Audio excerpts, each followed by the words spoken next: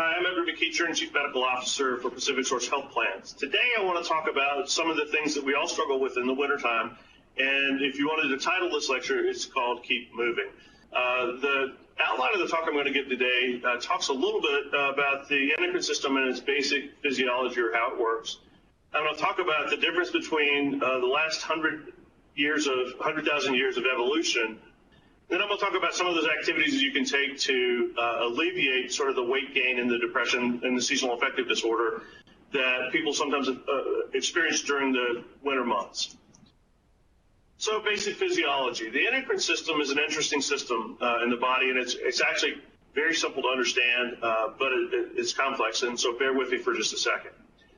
There are two messenger systems in the body. One of them is the nerves we use to make movement happen, and the second messenger system also uses hormones, but it's in a very different way. The hormones that are released in the nerve are called neurotransmitters, and they happen very quickly. These hormones are released into the blood system, and they usually are released by an organ called the pituitary or something like the pituitary, and I'll talk about that in a minute. And they go through the blood system to a target organ, which then has a response.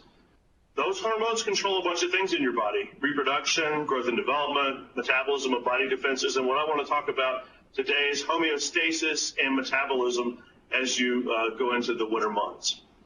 There are hormones that you have heard about that are steroid and non-steroid hormones, and they have a receptor that's where they bind, which is called a target organ, and they often work with negative feedback. Now, negative feedback is interesting because the pituitary, which is in the center of your head, pretty much at the top of your hindbrain, forebrain, the pituitary releases a hormone into the bloodstream. The bloodstream then hits the target organ. The target organ turns on and releases another hormone, which then tells the pituitary to quit releasing that hormone. The endocrine system not only is stimulated by the pituitary, but you might want to ask yourself, well, what stimulates the pituitary to release the hormone that's negative feedback? Other hormones do that. Nerves, i.e. stress, blood levels of certain ions, and what I want to talk about today, physical activity and circadian rhythms and daylight. For the last 100,000 years or so, prior to the Industrial Revolution, the way we worked as a human is we walked around the steppes of Africa or Europe or Asia, and we walked about 40,000 steps a day. We walked to survive. Food was adequate, but not super abundant, but we had more carbs than fats and proteins. We had very little sugar. We had good stressors. In other words, if there was a fight, we could fight, right? If there was a stimulus that made us scared, we usually ran away or whacked that stimulus like a bear in the head and then took it home and ate it.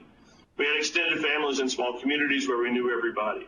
About 100 years ago, maybe 200, we had the Industrial Revolution, which changed the 100,000 years of our activities in a way that right now hasn't been very good for us during the winter.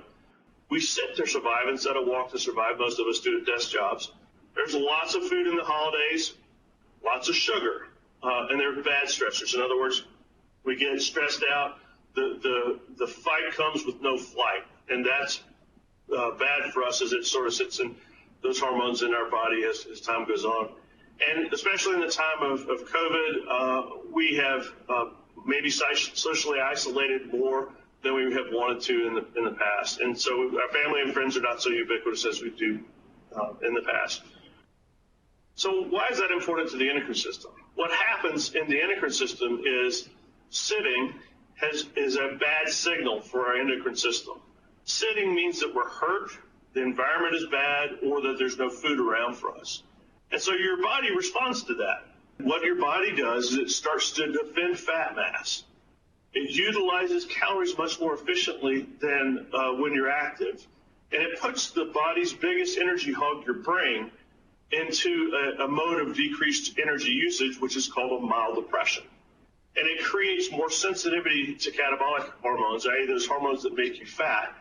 And it waits for negative feedback to turn the system back off. And again, this takes about 6 weeks. And so typically what I see happen when I was practicing medicine, internal medicine, the patients would come in and they would start to eat more food, become more sedentary.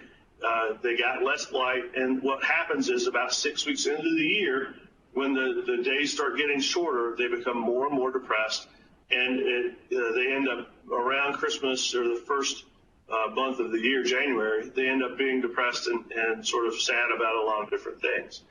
So what would you do about this thing? It turns out that the body, the endocrine system, is relatively easy to fool. So all it takes, there's some good studies around, is about 30 minutes a day for 3 to 5 days a week of walking or any sort of movement around a stationary bicycle or riding a bicycle. And it turns out that it doesn't even have to be 30 minutes of continuous exercise, or it doesn't have to be strenuous exercise. I want to point to a study that was done in England that looked at some of the things that makes the points that I'm talking about.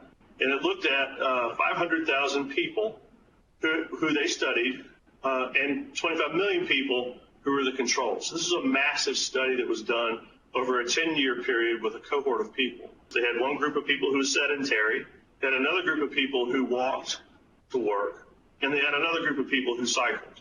The people who cycled and the walkers had a lower risk of cardiovascular disease, cancer, and all-cause mortality.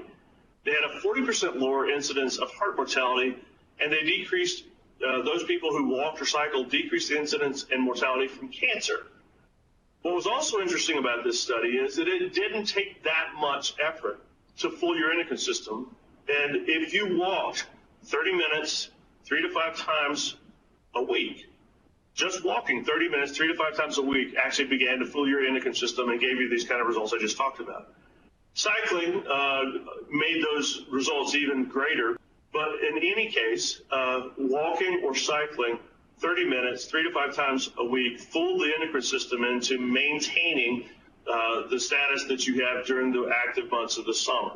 It's also known that lights do well with some people in creating a frame for understanding and tricking your body that the endocrine system won't shut down with the circadian rhythm. If you can get lights that mimic the wavelengths of daylight and shine them as you're sitting at your desk doing your computer work, shine them on your face, it also tends to fool your endocrine system.